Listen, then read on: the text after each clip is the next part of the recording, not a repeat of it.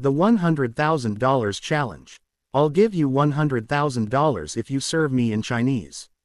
Richard Blackwood's voice echoed through the Prestige Club, Manhattan's most expensive restaurant. Green bills fell onto Jasmine's silver tray like materialized insults, $100,000 spread across the polished metal. Jasmine Williams, 29, never imagined her life as a doctor of linguistics would turn into a daily struggle for survival. There she was in her black uniform, serving $5,000 champagne to men who didn't even look at her face. Richard leaned back in his Italian leather chair, a cruel smile spreading across his face. "What's the matter, honey? Isn't $100,000 enough?" He gestured to 3 Japanese investors at his table. "My friends here will judge whether your Chinese is convincing." The entire restaurant transformed into a modern arena. It was Tuesday night in Manhattan's financial heart, where men like Richard decided the fate of entire economies before dessert. Jasmine looked at the money. $100,000, more than 2 years' salary as a waitress. Enough to pay her mother's medical bills, get her sister out of precarious public school, finally breathe without that chest tightness. But she knew it wasn't about money. It was about power. Richard proving to investors that he could humiliate a black waitress just because he could. "You know what's best," Richard continued. "If you fail, you'll apologize here in front of everyone for wasting our time. I bet my fortune you don't even know how to say, 'thank you,' in Chinese." Jasmine took a deep breath. 3 years ago, everything had fallen apart when her mother was diagnosed with cancer. Medical bills, bankruptcy, loss of everything. Now she was here, being humiliated by this man. "I accept," she said, her voice firmer than expected. Richard's smile faltered. "What's that?" "I accept your proposal, Mr. Blackwood. I will serve you in Chinese, and when I'm done, you will pay me the $100,000 here in front of everyone." What Richard didn't know was that Dr. Jasmine Williams had been a full professor of computational linguistics at Columbia University, specialist in natural language processing, fluent in 9 languages. She had spent 6 months in Beijing as a visiting researcher, studying regional gastronomic terminology specifically. Her thesis on Chinese dialectology had been published by Cambridge University Press. "Perfect. Let's make this more interesting," Richard announced. He ordered the special Chinese menu with over 40 dishes and technical descriptions. "If our language expert really knows Chinese, she won't have any trouble." Hiroshi Tanaka, the oldest investor, shifted uncomfortably. "Richard, this is becoming cruel." "This is educational," Richard interrupted. "Look at her. She probably didn't even finish high school." While Richard ranted about integrity and honesty, Jasmine observed every detail. She had served him for 6 months and knew he was a cultural fraud who constantly mispronounced Asian names and made wrong cultural references. "Before I begin," Jasmine said, looking at the investors, "I would like to confirm, are you fluent in Mandarin?" Yuki Sato sat up straight. "I'm fluent. I lived in Taiwan for 10 years. There's one more thing," Jasmine continued. "Let's make it more interesting.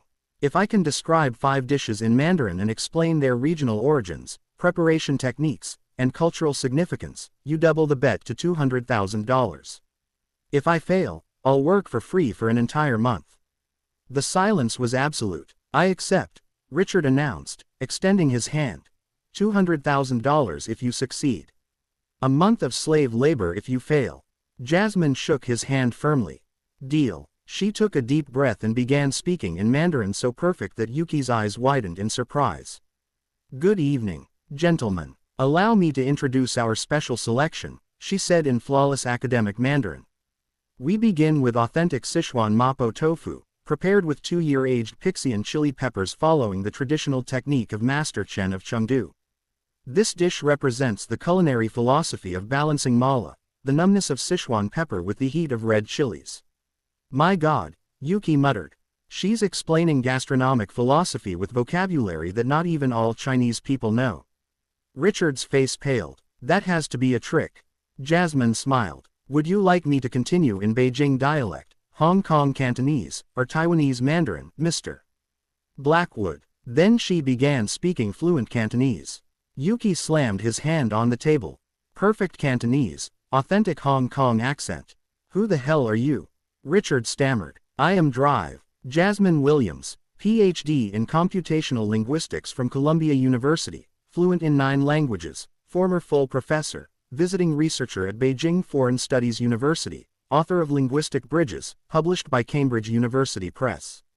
I worked as a simultaneous translator for the UN. 3 years ago, I gave up everything to care for my mother after her stroke. The medical bills bankrupted me.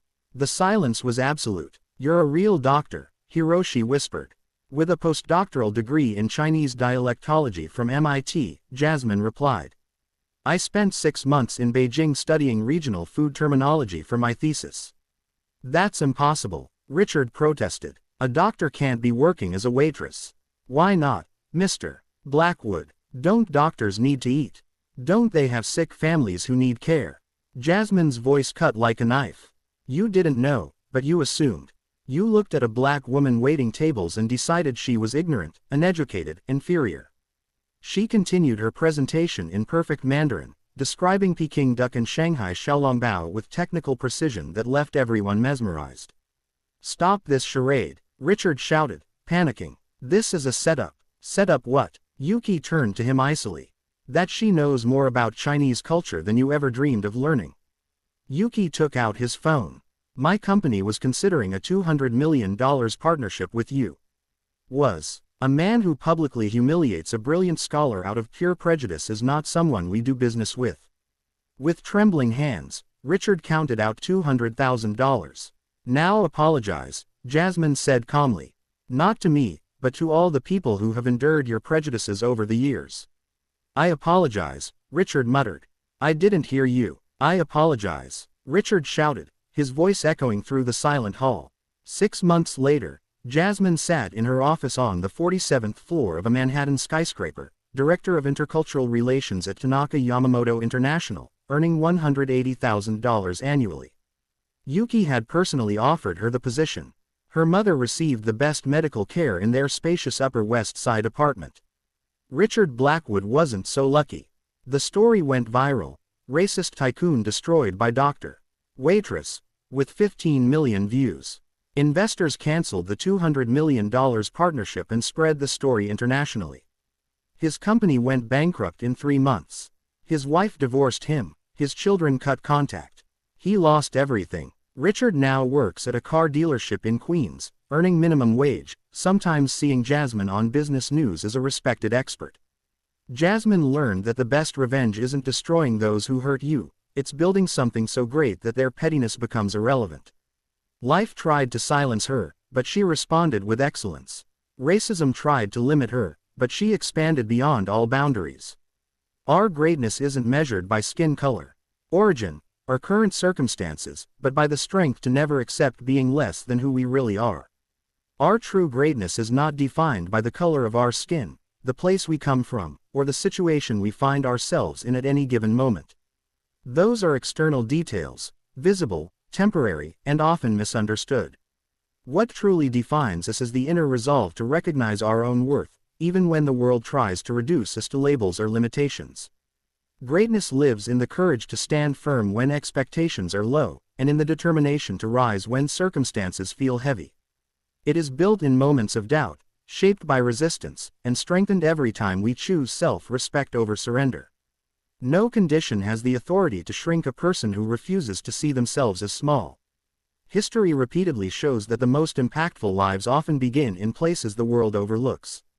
Adversity does not diminish potential, it reveals it.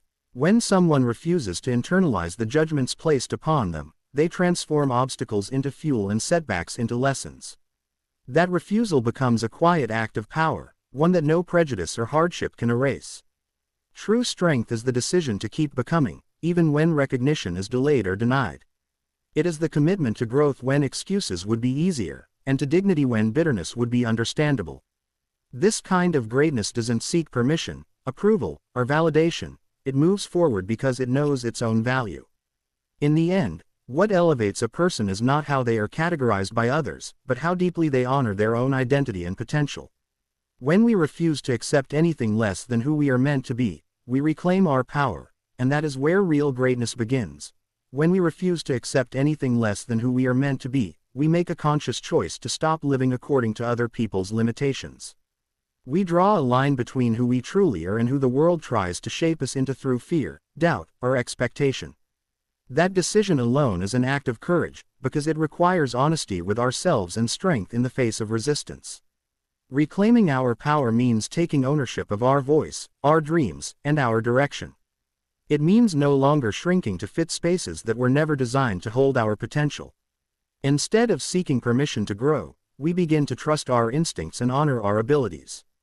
In doing so, we break free from the quiet compromises that slowly drain confidence and replace them with purpose. Real greatness is born in this moment of self-acceptance and self-belief. It grows every time we choose persistence over comfort and integrity over approval. Even when progress is slow or invisible, the commitment to becoming our fullest self creates momentum that cannot be stopped. Each step forward reinforces the truth that our worth is not negotiable. This kind of greatness is not loud or arrogant, it is grounded and resilient. It shows itself in consistency, in the refusal to give up on growth, and in the willingness to evolve without losing one's core values. It is the strength to keep rising, not because the path is easy, but because settling for less would be a betrayal of who we are. In the end, reclaiming our power is about alignment, living in a way that reflects our deepest values and highest potential. And when we do that, greatness is no longer something we chase, it becomes something we embody.